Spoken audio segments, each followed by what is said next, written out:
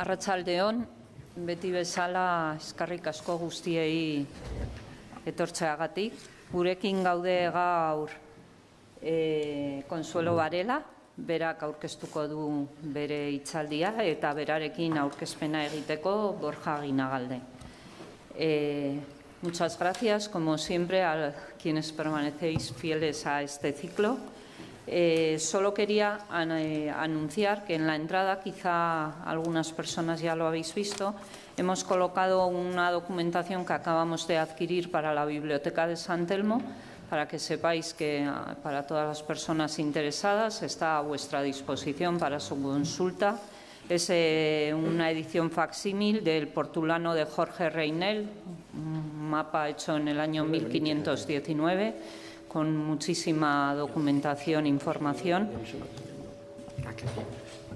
Y además hay varios facsímiles con las capitulaciones, la Carta de Magallanes, las cartas del Cano II que envía al rey, el rol de la Armada y bueno, la memoria de las personas que fallecieron. Todo esto está editado por Taberna Libraria y además todos estos documentos facsímiles van acompañados también de artículos. Cada uno de estos documentos, concretamente de artículos, uno de ellos firmado por Borja, firmado por Consuelo y por Juan Gil, que tenemos hoy también el placer de tenerle aquí en esta charla. Eta besterik gabe, Borja. Gorria jarri behar. Bale, claro, lehen gizkizeon. Arratsaldeon guzti, eskerrik asko. Nik aurkezpen oso motza ingo beti bezala. Beti ezaten dut, zuek, izango nez, gero galdera balien badia, eta nik ere batzuk izango ditu, seguramente. Como decía, generalmente se viene a escuchar al ponente o al presentante. Entonces, como se dice con Gil, seré muy breve. Sí voy a decir una cosa, que Consuelo Varela es una referencia, y además lo quiero decir, porque a ella le parecerá fatal que lo diga, es una referencia europea en el tema que nos toca. Es decir, es una persona que creo, si no me confundo, y soy lector de Consuelo hace muchos años, que ha estudiado prácticamente todo, desde Colón hasta el Cano y algo más. Es decir, si ustedes o si vosotros consultáis cualquier obra seria, solvente, aparecerá siempre Consuelo Varela, aparte de sus propios libros. Muchas veces ayudada por su marido Juan Gil, y además, y con eso terminaré mi breve presentación, es muy entretenido leer sus libros, porque Consuelo escribe muy bien y muy gracioso, en el sentido científico. Es decir, hay autores que son muy sabios, pero son plumbeos. Hay autores que son sabios y da gusto leerlos. Os recomiendo un libro sobre los ingleses, que es fantástico, porque es un poco tangencial, pero contar a fines del XV y principios del XVI cómo circulaban ingleses, que es una cosa muy poco conocida. Ella es más conocida entre ambientes italianos y sevillanos y españoles. Es un libro maravilloso de lectura, pero todo lo que escribe ella es entretenido, y ahora tendréis ocasión de también saber que como conversadora y hablante resulta extremadamente entretenida también. Bueno, Consuelo. Muchas gracias. Arratsaldeon. Yo quería comenzar por dar las gracias a Susana Olmos, al Museo San Telmo, a Gutsane y, por supuesto, a Borja, pero no le hagan caso, es que somos amigos y de los amigos uno procura decir las cosas que le parecen. Yo les voy a hablar de los cronistas que escribieron de primera mano sobre el viaje del Cano. Y voy a leer, perdónenme, pero es que si no me lío, meto muchas morcillas y esto se puede hacer eterno y convendría que después, si tenéis alguna pregunta que hacer, pues podamos tener un debate entre todos. Si nos atenemos a la definición que nos facilita la RAE, el cronista es el autor de crónicas y, en la segunda acepción, es el historiador oficial de una institución. En nuestro caso, ninguno de los personajes que escribieron de primera mano sobre el viaje de Elcano fue cronista oficial de la expedición. No era la costumbre. Más tarde ya sí, pero no en esta época, digamos, tan temprana. Sin embargo, como era lógico, varios de los participantes fueron dando su versión en diferentes formatos. Unos escribieron diarios o enviaron cartas, otros redactaron informes en relación al oficio que desempeñaban en la Armada, y de algunos conocemos las deposiciones que realizaron ante los jueces encargados de recabar información sobre el viaje o en sus intervenciones en las diversas juntas celebradas entre España y Portugal para determinar a qué país pertenecían las Molucas. Las primeras noticias del viaje.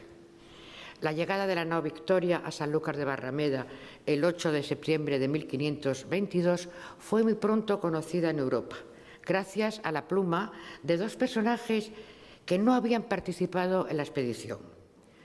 Como saben y como recordarán, en cuanto se recuperaron de la larga travesía, el capitán Juan Sebastián Elcano, el piloto Francisco Balbo y el secretario Hernando de Bustamante se dirigieron a Valladolid a dar cuenta de su viaje, siguiendo las instrucciones del monarca, que en carta del 13 de septiembre, fíjense qué próximo, llegan el día 8 y en 13 de septiembre ya el rey escribe una carta a Elcano en la que le dice: luego que esta carta veréis, toméis 2 personas de las que han venido con vos, las más cuerdas y de mejor razón, y os partáis y vengáis con ellos donde yo estuviere, que con este correo escribo a los oficiales de la Casa de Contratación de las Indias que os vistan y provean de todo a vos y a las dichas personas. Y cuando vinieredes, traeréis con vos todas las escrituras, relaciones de autos que en el dicho viaje habéis fecho. En Valladolid, los 3 dejaron su testimonio ante el juez Díaz de Leguijano y el 18 de octubre de 1522 fueron recibidos por Carlos V. Como recompensa, Elcano, Miguel de Rodas y Hernando de Bustamante fueron ennoblecidos, permitiéndoles que en su escudo de armas apareciese la famosa frase «Primus qui circundedisci me», tú eres el primero que me rodeaste. En aquella ciudad, junto al monarca, se encontraban 2 extranjeros que formaban parte de su séquito, Maximiliano Transilvano y Pedro Mártir de Anglería. Transilvano, su secretario, se apresuró a redactar un amplio resumen de cuanto había escuchado, que envió el 24 de ese mismo mes, fíjense las fechas, a Matías Lang, el arzobispo de Salzburgo. La carta, escrita en latín, tenía sobre todo el objetivo de demostrar que los españoles eran los descubridores y los dueños de las Islas Molucas, que, según señalaba, estaban situadas en el límite asignado a España en el Tratado de Tordesillas. Antes de dar su manuscrito a la imprenta, el flamenco se entretuvo en pulir el latín y en añadir comentarios de su cosecha, que demostraran la alta calidad descubridora de los marinos españoles. La propaganda se extendió rápidamente, como demuestra que se tiraran 3 ediciones en 1523. Lo mismo haría Pedro Mártir de Anglería, que como miembro del Consejo de Indias tuvo la oportunidad de consultar con los recién llegados, especialmente con Elcano y con su compatriota Martín de Giudicius. En octubre de 1522, el italiano remitió una carta al Papa Adriano VI, que fue publicada también en latín en la década quinta de su Orbe Novo, en 1530, 4 años después de su fallecimiento. Tanto Maximiliano Transilvano como Pedro Mártir eran 2 personajes de primera fila y perfectamente relacionados con las cortes europeas. Transilvano, siempre al servicio del emperador, había publicado en 1520 un libro relatando los fastos celebrados con motivo de su coronación en Bolonia, y ahora le servía de nuevo dando a conocer el viaje de circunnavegación. No solo había estado presente en las deposiciones de los supervivientes, sino que también estaba al tanto de las circunstancias económicas del viaje, al estar casado con una sobrina del importante hombre de negocios burgalés, Cristóbal de Haro, como recordarán, uno de los financiadores del viaje. Pedro Mártir, por su parte, gozaba de un gran predicamento en Europa como divulgador de los viajes al Nuevo Mundo, que había ido publicando desde 1511, en sus décadas de Orbe Novo. Década que en esta ocasión dedicó al Papa Adriano de Utrecht, el antiguo preceptor del monarca y regente de Castilla, hasta su designación como sumo pontífice. El rey y sus consejeros supieron utilizar la imprenta para anunciar orbi et orbe que la primera circunnavegación de la Tierra había sido protagonizada por una armada capitaneada por uno de los suyos, por Elcano. Veamos ahora las relaciones de los supervivientes. Vamos a empezar por los diarios.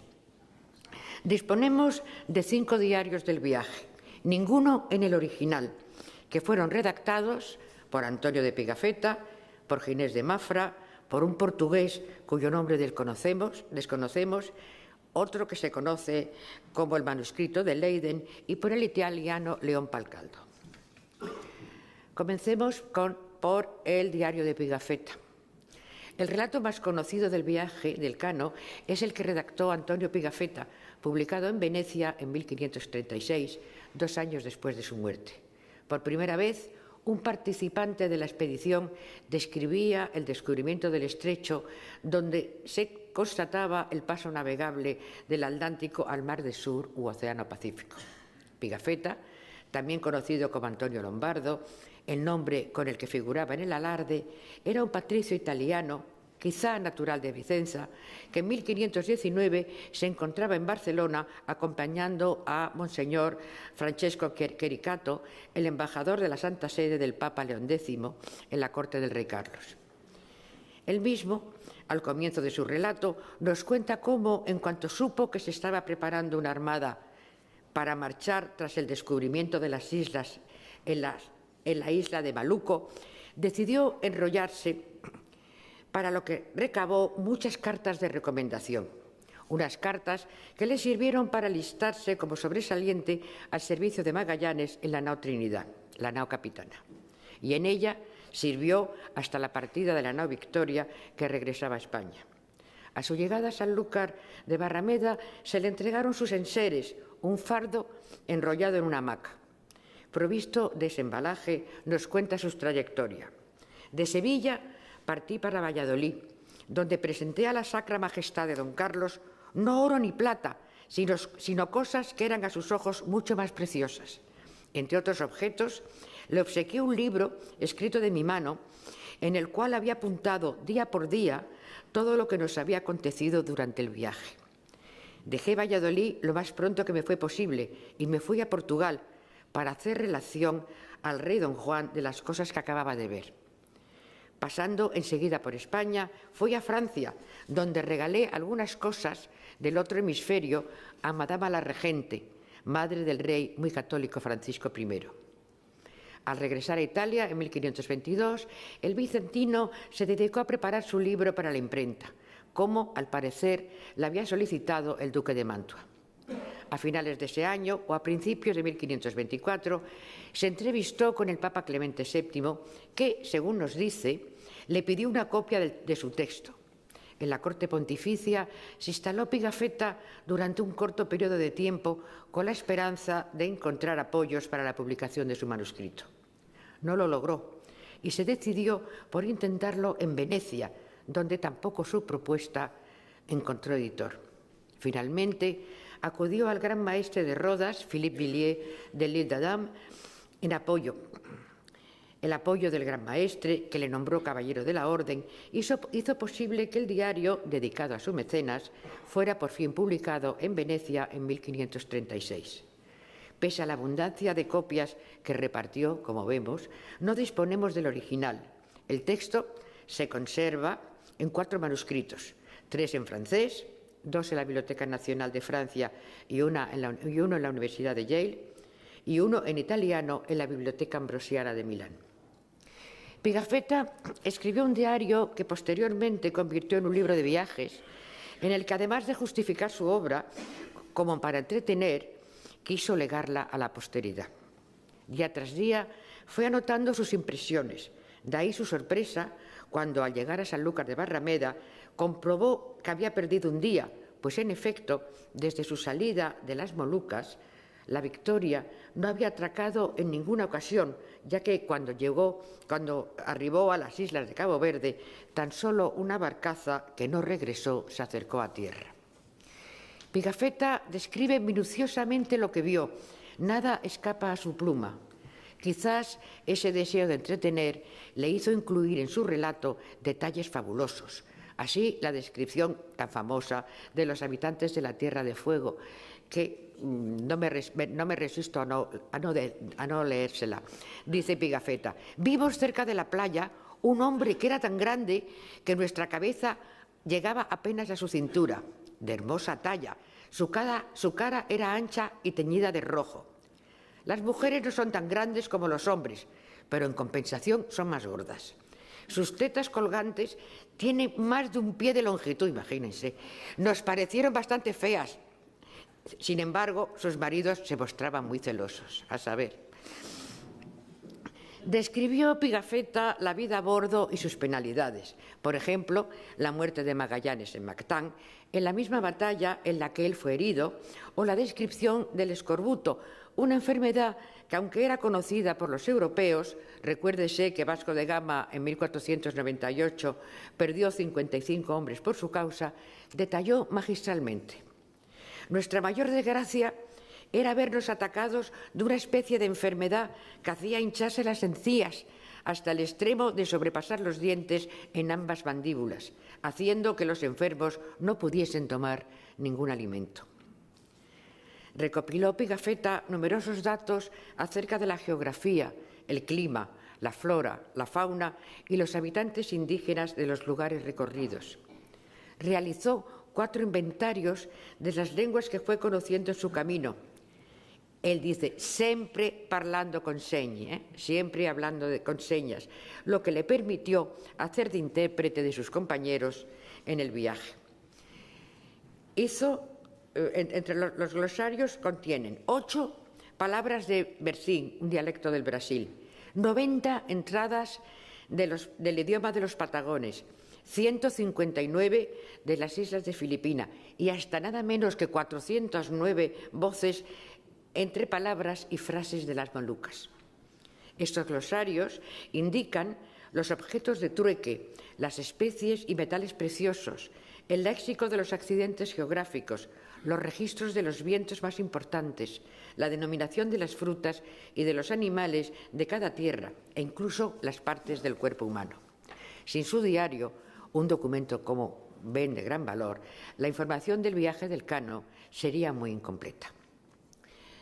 El segundo diario es el de Ginés de Mafra. El jerezano Ginés de Mafra participó en la expedición enrolado como marinero de la Trinidad. Tras un largo cautiverio de los portugueses, regresó a Lisboa el 26 de julio de 1526 y poco más tarde a su domicilio en Palos. Desconsolado cuando supo que su mujer, creyéndole muerto, se había vuelto a casar y vendido su casa y pertenencias, se embarcó de nuevo rumbo al Caribe en 1533. Tras permanecer unos años en Guatemala, se enroló como piloto en la armada de Ruy López de Villalobos, que partió en busca de las islas del Poniente, del puerto de la Navidad, en 1542. Se pierde su pista tras su regreso a la Nueva España en 1546. Su relación del viaje, que se conserva en la Biblioteca Nacional de Madrid, es una transcripción que realizó un autor anónimo que, para dar fe de su autoría, colocó una nota al final del manuscrito. Este Ginés de Mafra conservaba, escrito de su mano, una relación de todo lo que había pasado en el viaje de Magallanes, del que había sido testigo. Lo remitió al autor, conociendo que este último quería hacer un libro de todo esto. Pese a lagunas y a interpolaciones erróneas, el texto de Ginés de Mafra ofrece detalles que no figuran en otras relaciones. Veamos ahora la relación del portugués anónimo. En 1554, en su colección de viajes, Ramusio recogió un texto cuyo encabezamiento reza: Narrazione di un portoghese compagno di Odoardo Barbosa che fu sopra la nave Vittoria nell'anno 1519. Duarte Barbosa, que ya había estado en el Maluco con anterioridad, acompañó a Magallanes, su cuñado, y como él falleció en la batalla de Mactán. Es el único texto de un participante portugués en la Armada. Según José Manuel García, un portugués más chauvinista que nadie, su autor pudo ser Luis Pérez, un grumete de la Trinidad enrolado bajo el nombre de Luis Beas, el topónimo de Galicia, de donde dijo ser originario. Vaya usted a saber, porque los portugueses siempre encuentran portugueses entre todos estos marineros, no se pueden imaginar. Pasemos ahora a ver el manuscrito de Leiden. El humanista portugués Fernando de Oliveira, que vivió entre 1507 y 1582, entre los años 1560 y 1570, realizó una transcripción de un manuscrito redactado por un participante de la expedición que completó con otras fuentes. El hecho de que la parte correspondiente al regreso de la nao Victoria sea tan sucinta ha hecho sospechar a los estudiosos que su autoría podría deberse a Andrés de San Martín o a Gonzalo Gómez de Espinosa. El cosmógrafo Andrés de San Martín, embarcado primero en el San Antonio y más tarde en la Victoria, falleció en la batalla de Cebú en mayo de 1521. Había escrito, sabemos, un diario de su viaje que cayó en manos de Duarte Resende, el factor portugués de Ternate. Provisto de este importante material, Resende compuso un manuscrito que legó al cronista Juan de Barros. Este texto, que no se conserva, fue consultado por el cronista Herrera. Este por un lado. Por otro lado, Gómez de Espinosa, enrolado como alguacil de la Trinidad y más tarde nombrado capitán de la nave, quedó en las Molucas, prisionero de los portugueses, no regresando a Lisboa hasta julio de 1526. Al igual que sus compañeros, permaneció 7 meses en la prisión lisboeta del Limoeiro. El cronista João de Barros cuenta en la década tercera de su obra, publicada en 1563, que recogió entre algunos papeles un libro escrito por Gómez de Espinosa sobre su viaje.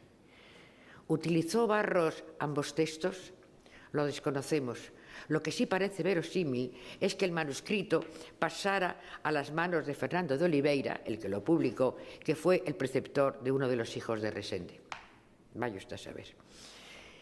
El tercer diario, el cuarto, es el de León Pancaldo. El savonés León Pancaldo, cuya nave La Trinidad, en la que servía, no podía navegar, quedó en las Molucas cuando regresó la Victoria a España. Prisionero de los portugueses, corrió 1001 aventuras, siempre tratando de escapar. Desde Mozambique escribió una carta a Carlos V, de la que trataré más adelante. Regresó a Lisboa en 1526. Es el autor de un diario titulado Navegación y viaje que hizo Fernão de Magalhães de Sevilla para Maluco en el año 1519, que es conocido como el rotero de un piloto genovés, del que no se conserva, como ya les dije antes, el original. La nota que cierra el texto advierte: esto fue trasladado de un cuaderno de un piloto genovés que venía en la dicha nao, que escribió todo el viaje como aquí está. Existen 3 ejemplares, uno en la Biblioteca Nacional de Francia, al parecer el más fiable, otro en el archivo de la Torre do Tombo de Lisboa y un tercero en la Real Academia de la Historia de Madrid, los 3 escritos en portugués. El texto es importante no solo como rotero, sino también porque es la única fuente relativa a las peripecias de la nao Trinidad cuando se separó de la Victoria. A su regreso a Europa, Pancaldo se dirigió a Francia, donde propuso sin éxito a Francisco I realizar un viaje a las Molucas. Llamado por Juan III de Portugal, renunció a pilotar una nave portuguesa al Maluco porque, según dijo, necesitaba descansar. Ello no le impidió cambiar de idea y en 1536, en Sevilla, se alistó como piloto en una nave fletada por comerciantes genoveses con rumbo al Perú. Tras muchas y aparatosas peripecias, murió en agosto de 1540 en el Río de la Plata, sin haber podido vender sus mercancías al haber sido acusado de contrabando. El manuscrito, que hoy se conserva en Leiden, ofrece referencias concretas acerca del naufragio de Santiago y del regreso del San Antonio. Como ven, muchos de los participantes tuvieron después el valor de volverse a enrolar. Es una cosa que es incomprensible después de aquel viaje tan tremendo. Veamos ahora las cartas que escribieron los supervivientes. Hace unos años, en el archivo de la Torre de la Orgain, propiedad de los descendientes de Juan Sebastián Elcano, aparecieron 8 documentos que se creían perdidos y que han sido magistralmente analizados por nuestro buen amigo Borja. La joya de este archivo familiar es la carta del Vasco, escrita a su llegada a Sanlúcar de Barrameda, en la que al hilo de la proeza que acaba de culminar solicitaba al monarca diferentes mercedes.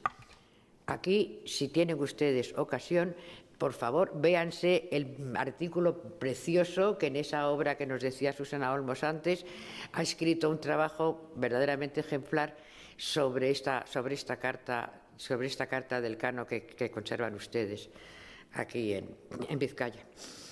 De interés excepcional es el documento que contiene el primer relato del Cano tras su viaje alrededor del mundo, que fue adquirido por 20.000 euros, como saben, por el Estado español en 2014 y que hoy se encuentra en el Archivo General de Indias.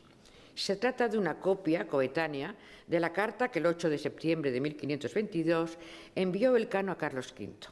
Hasta ahora se conocían 3 ejemplares, los 3 traducidos al italiano. El primero se encuentra formando parte de un códice en Florencia. Una segunda copia es la que realizó el 27 de octubre de 1522 Benedetto Fantini, el embajador del duque de Ferrara en España, que actualmente se conserva en el archivo de Módena.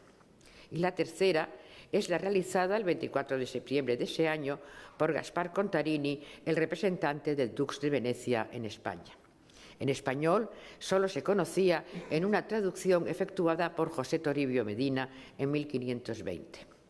El documento en sí contiene 2 cartas, el parecer sobre la creación sobre la posibilidad de crear una casa de la contratación en La Coruña y la carta del Cano al emperador. Tras hacer un brevísimo resumen del viaje, declara al Cano lo que para él es más importante, o lo que a mí me parece que para él es más importante.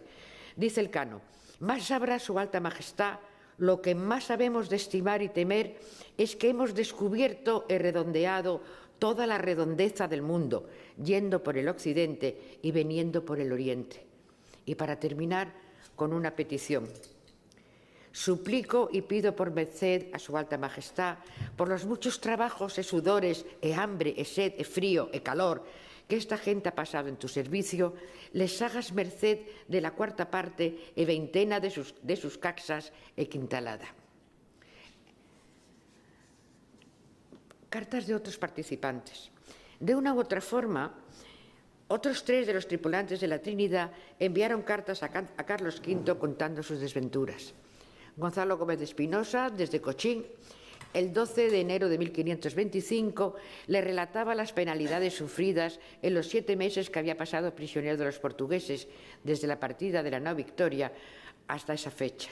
Entre otras cosas, Gómez de Espinosa incluyó una lista de los tripulantes de la Trinidad que habían fallecido desde 1522 a 1525. Todo parece indicar que esta carta animó al monarca español a solicitar de su cuñado Juan III su liberación. Al regresar a Sevilla, Gómez de Espinosa fue nombrado en 1527 capitán de una de las naves de la expedición que preparaba Simón de Alcazaba a las Molucas, un viaje que no llegó a llevarse a cabo. Desde 1529 le vemos trabajando para la Casa de la Contratación con el cargo de visitador y capitán de las naves con destino al Nuevo Mundo. Su rastro se pierde a partir de 1543. Desde Mozambique, el 25 de octubre de 1525, cuando regresaban de Portugal, prisioneros de los portugueses, León Pancaldo y Giovanni Battista Puncharoni enviaron una carta al rey español que se conserva en Lisboa, en el archivo de la Torre do Topo. También son cartas muy parecidas en las que dicen que están fatal y que están deseando volver y que por favor que los liberen. Veamos ahora las relaciones de los oficiales de Armada. Disponemos 2 relaciones efectuadas por oficiales de la Armada, Francisco Albo y Martín Méndez. Francisco Albo era uno de los 4 tripulantes griegos de la Armada, natural de la isla de Quío.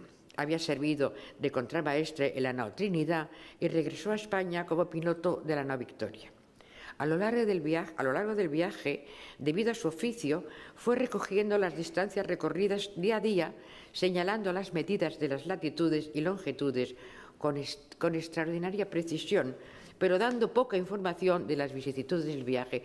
Y aquí he de señalar que aunque la longitud era muy difícil, era imposible de calcular, parece ser, y dicen los marinos, que se aproxima mucho a lo que en realidad es que tuvo muy buen ojo. A veces Albo señala algunas indicaciones prácticas para los futuros navegantes. Así, por ejemplo, a la altura de Río Grande, el 16 de junio de 1522, advierte: «Es menester que los que van por aquí miren cómo van». O su sorpresa, el 9 de julio. «Este día fue miércoles y este día tienen ellos por jueves, y así creo que nosotros íbamos cerrados en un día». Y a este respecto, conviene que recordemos que Pedro Mártir no olvidó señalar en su década la razón de este malentendido. Hay que notar que el Rotero de Albo es el único texto que nos ha quedado para conocer la derrota de la expedición. El documento, que comienza el 29 de noviembre de 1519, se conserva en el Archivo General de Indias. Derrotero del viaje de Magallanes desde el Cabo de San Agustín en el Brasil hasta el regreso a España de la Nao Victoria. Entre las páginas 9 y 13 describe el paso por el estrecho, detallando su latitud cada 2 días. Albo fue recompensado con una renta anual de 50.000 maravedíes, que al parecer tan solo cobró en una ocasión, pues su rastro se perdió tan pronto como regresó del viaje. Se ha apuntado que tal vez se dirigió a Turquía. Vaya usted a saber. En su tornaviaje a España, el 9 de julio de 1522, la Victoria hizo escala en la isla de Santiago, el principal enclave del archipiélago de Cabo Verde, para aprovisionarse de víveres y agua. Como era la costumbre, el Cano envió una lancha a tierra para solicitar permiso para desembarcar. No hubo respuesta. Los portugueses retuvieron a los 12 tripulantes de la flotilla, visto lo cual, el 14, el Cano ordenó largar velas a todo trapo y poner rumbo a la península. En Santiago quedó Martín Méndez, que regresaría a Castilla unas semanas más tarde, después de haber estado preso en la cárcel de Limoeiro en Lisboa. No he conseguido saber en qué fecha regresó Méndez. Se lo pregunto a todos los que dicen que saben, pero nada, ninguno sabemos cuándo regresó Méndez, pero debió de regresar muy pronto. Es decir, debió de regresar pues, pocos días más tarde que el Cano. Martín Méndez, natural de Sevilla, se alistó como escribano en la Victoria.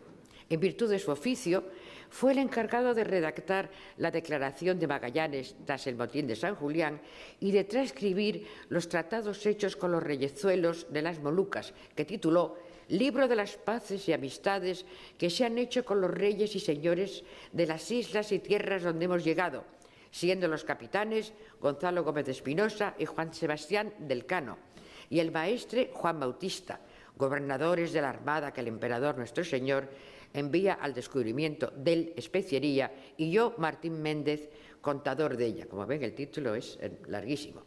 Es un documento en el que están transcritos 5 tratados, los que se redactaron desde la masacre de Cebú, el 1 de mayo de 1521, y la partida de la Victoria de Tidore para España el 21 de diciembre.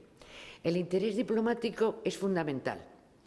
Si los españoles no podían demostrar que las Molucas se encontraban dentro de la demarcación asignada a España, por lo menos sí podrían probar los lazos de vasallaje que unían a sus dirigentes con la corona de España. Recibió Martín Méndez una pensión de 75.000 maravedíes.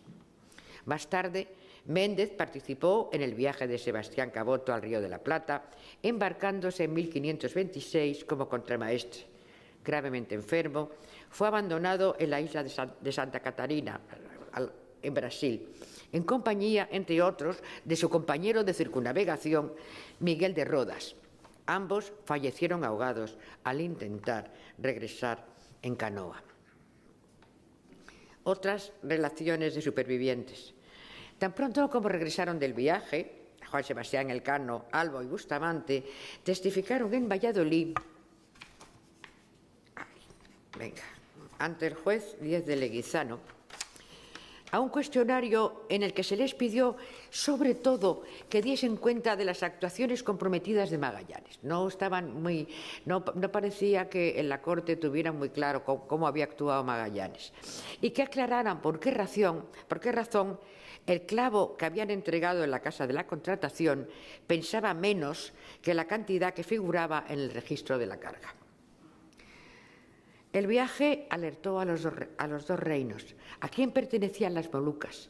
Para dirimir la cuestión, se decidió convocar una junta entre España y Portugal. Los representantes de ambos países se reunieron el 11 de abril y el 31 de mayo de 1524 en Badajoz y Elvas. Entre los miembros de la delegación española figuró Elcano, junto con un montón de los supervivientes. Les voy a leer: Miguel de Rodas, Nicolás de Nápoles, Richard de Normandía, Juan de Acurio, Diego Gallego, Gómez Hernández, Francisco Rodríguez, Miguel de Rodas, Juan Martín, Juan de Arratia, Bocacho Alonso, Antonio Hernández Colmelero, Juan Rodríguez, Juan de Zubileta, Pedro de Tolosa y Hernando de Bustamante. No se llegó a ningún acuerdo. Con la esperanza de retomar las deliberaciones, el 2 de agosto de 1527, Gómez de Espinosa, Ginés de Mafra y León Pancaldo fueron convocados en Valladolid por el obispo de Ciudad Rodrigo para que dieran su parecer sobre la incautación por los portugueses en el Maluco de la nao Trinidad y su cargamento. No hubo más encuentros ni conversaciones hasta el 2 de abril de 1529, cuando en el Tratado de Zaragoza españoles y portugueses llegaron a un pacto. Carlos V empeñó las Molucas a su cuñado Juan III de Portugal por un precio de 350.000 ducados, como diría Carande, el mayor despilfarro de la historia. Las Molucas, el riquísimo comercio de las especies, quedaba adjudicado a Portugal.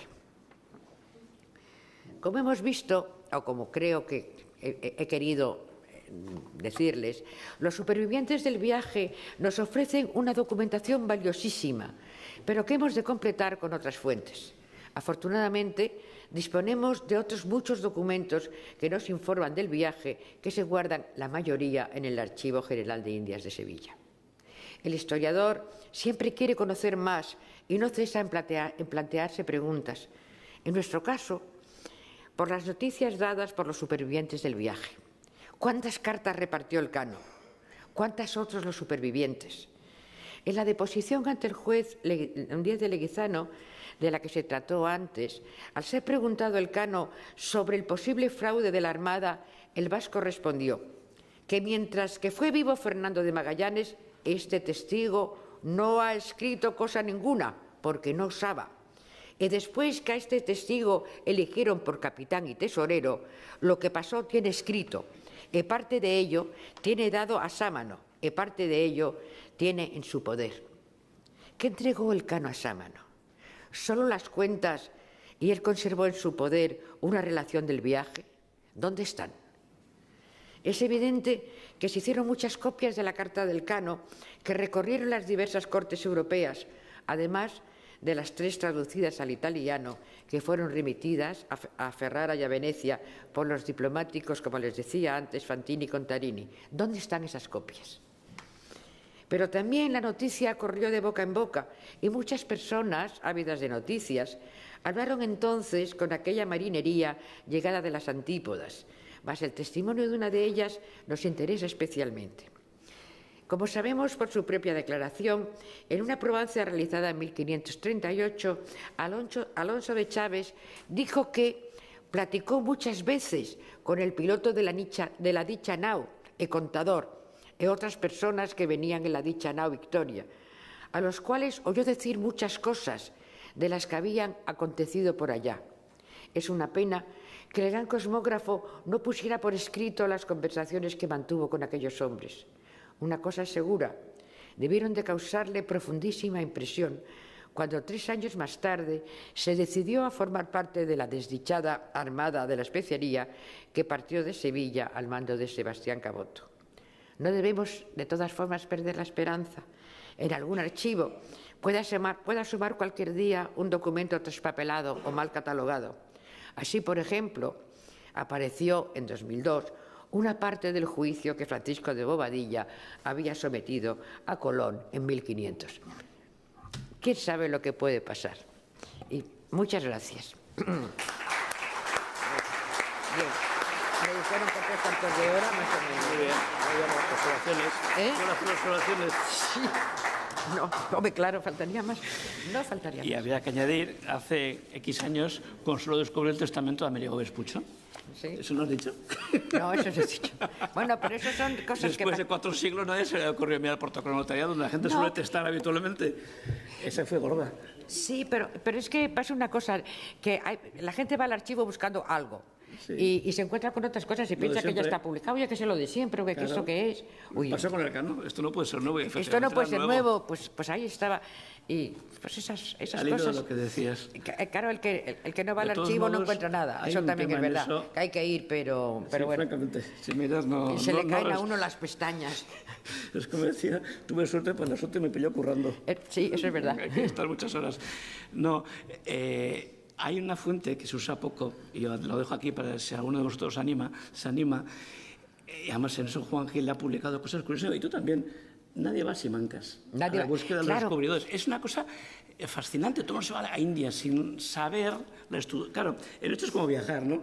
Que dice uno viaja donde pone el mapa de carreteras. Pero si uno sale del mapa se encuentra lo mejor que no pone en el mapa. O viaja en avión que no ves nada y en tren ves todo, en coche ves todo, ¿no? Aquí pasa, a mí me pasó a ti, a vosotros, y de hecho habéis publicado cosas, tú y Juan y otra gente, pero ya que desde que vamos a hablar de los que están, es decir, la Armada de Guinea. Dice, bueno, a nadie se le ocurre de mirar, pues no, está llena de tíos de Deva, de Motrico, 1485, si no me confundo. Esto es Claro, y Simancas. todo eso hay que buscar las Simancas por una razón, y es que los reyes pagan según con qué contadores. Es decir, con el contador que tienen a mano. Como es una corte itinerante, pues, y por ejemplo, las cuentas del cuarto viaje, esto también tuve yo suerte, también las encontré. Pues esas son en Simancas, pero porque la había pagado el contador de Nápoles.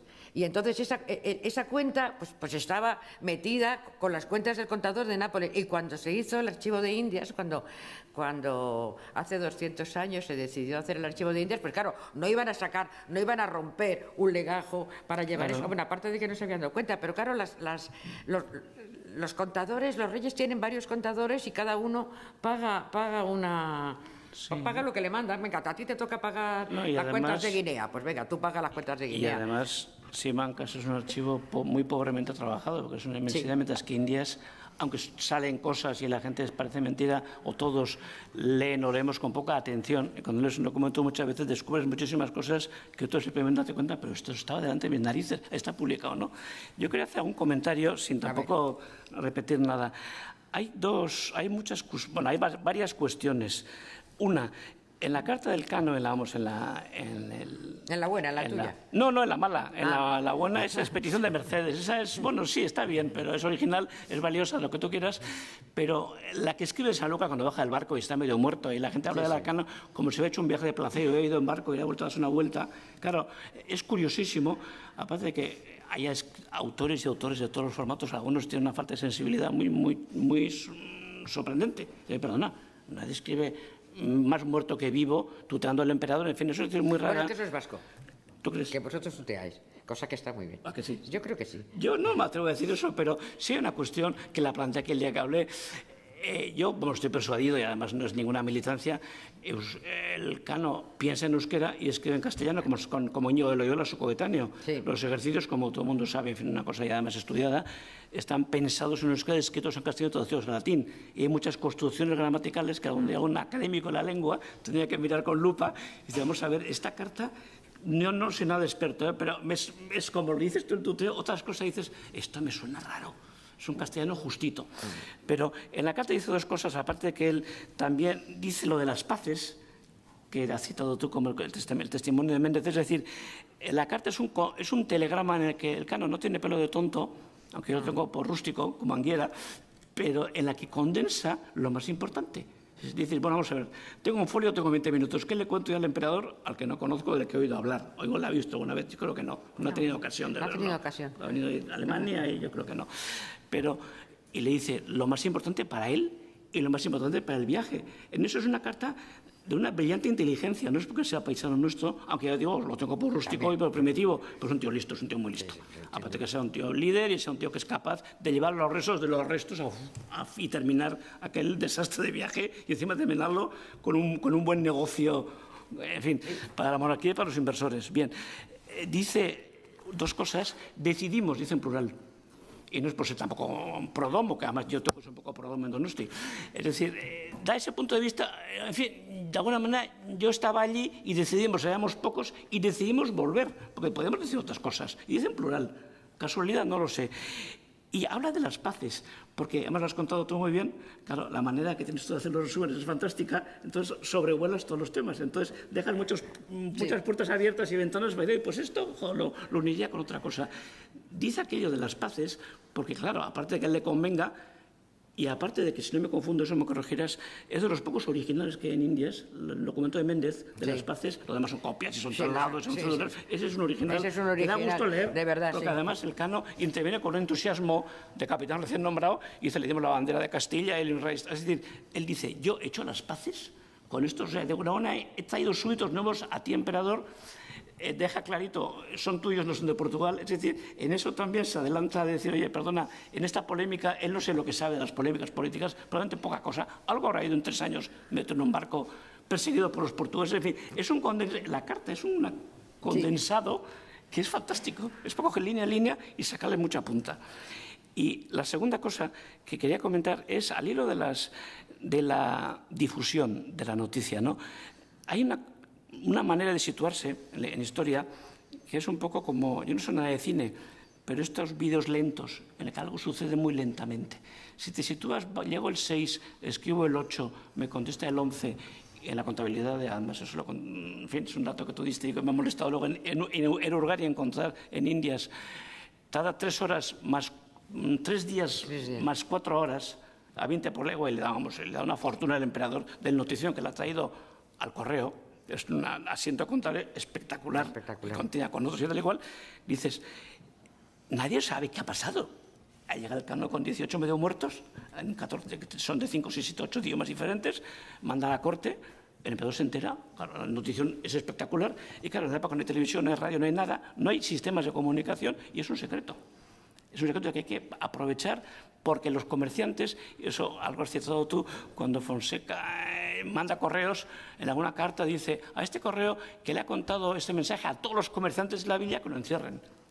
Fonseca todo enfadado. Dice, perdón, estos son secretos y esto tú puedes contárselo correo a todo el mundo, porque igual cobras, porque además cobran también por pasar noticia a otras personas que le van a pagar. En esa manera de contar lo que sucede, cada vez cuando intervienen Transilvano y Anguera. Y solo voy a contar una cosa, por eso es un plasta. Transilvano y Anguera escriben en latín, que es fetén. La siguiente generación, Oviedo, Ramusio, escriben en lengua vulgar, para que les lean. Porque ya en esos 30 o 20 años, ya 30, hay un comercio de libros y hay un interés por esa lectura de libros de viajes en Europa enorme. Y a un italiano que ha estudiado, y luego también lo has citado tú en alguna cosa tuya, pero bueno, como has escrito de todo, de verdad, al final, dices, son los bestsellers, y es verdad, los libros de viajes son los bestsellers de la época.